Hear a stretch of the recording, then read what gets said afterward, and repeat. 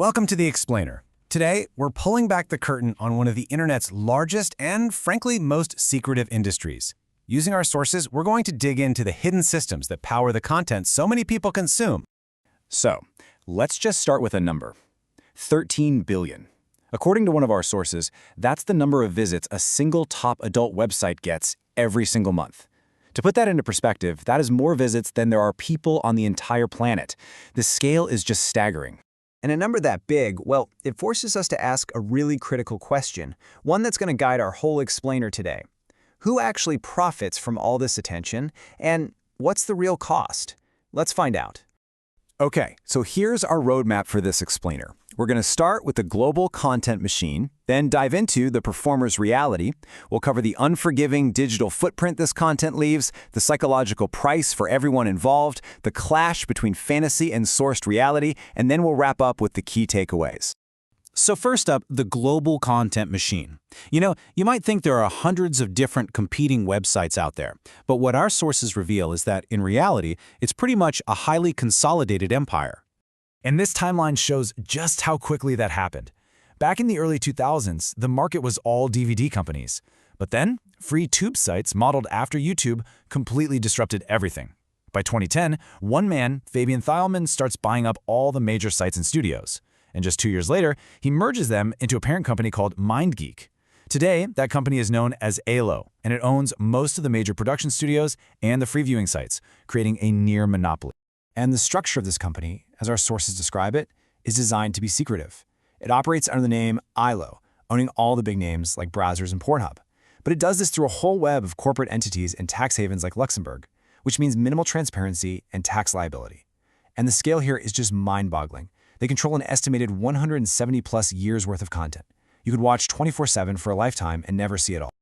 So, how does a corporate monopoly like this actually impact the people on screen? Well, that brings us to the performer's reality, and our sources detail some really troubling ways people are brought into production. One really prominent case our sources highlight is Girls Do Porn. Now, the producers themselves, they were convicted of sex trafficking and sentenced to 20 years. But here's the thing. Their parent company, ILO, which owned the studio, largely avoided accountability. They ended up paying a relatively small fine of $1.8 million, which just shows how that corporate structure can shield the people profiting at the very top. One source actually lays out this step-by-step process they call the coercion funnel. It starts with allure, recruiting models for what sounds like a legitimate modeling gig, but then they're secretly filmed changing clothes. That private recording then becomes leverage, used as blackmail to force them into shooting explicit content. To top it all off, they're often made to sign deceptive contracts saying the whole thing was consensual. And the sources describe even more disturbing tactics. To make sure people comply and to film more extreme scenes, performers are sometimes drugged, which completely bypasses any ability to give meaningful consent. All while those deceptive contracts are used to create a paper trail suggesting everything was perfectly voluntary.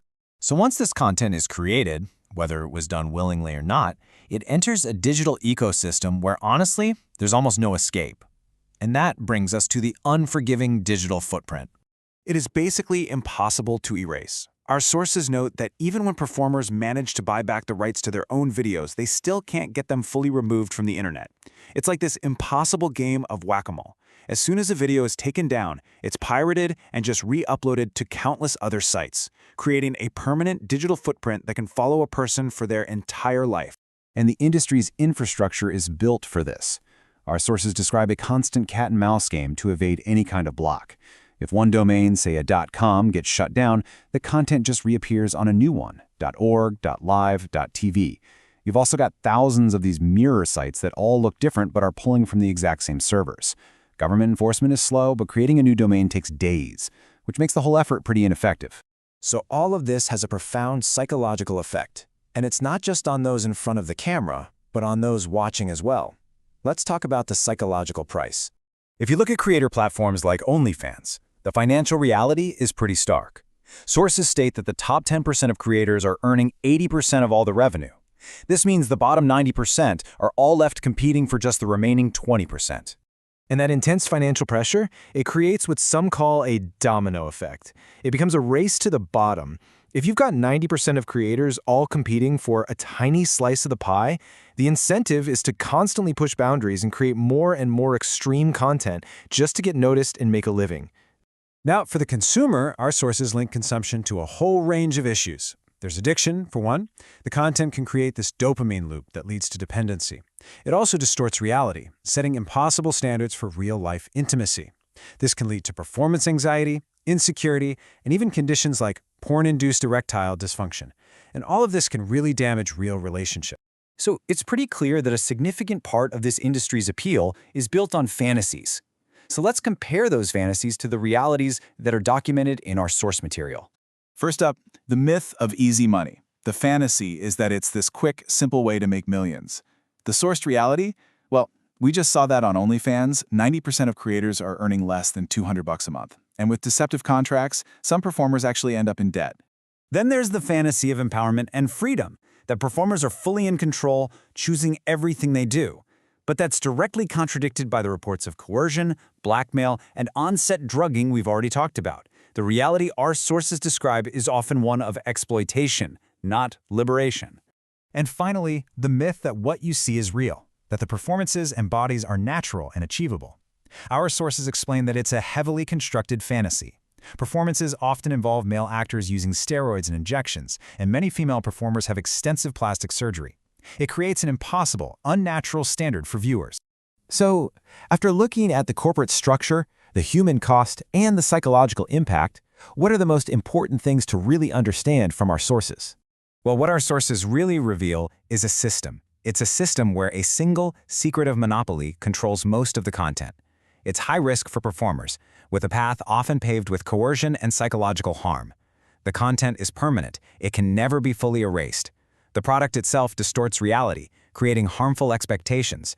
And ultimately, the whole system seems to profit from vulnerability, whether it's financial, psychological, or addictive. And this brings us right back to where we started, to that number, 13 billion. But now we have a lot more context. Knowing how this whole system works, the corporate consolidation, the coercive tactics, the psychological design, how does that change our view of those 13 billion clicks? It really shifts the focus from an individual choice to the massive global machine that is built to engineer it.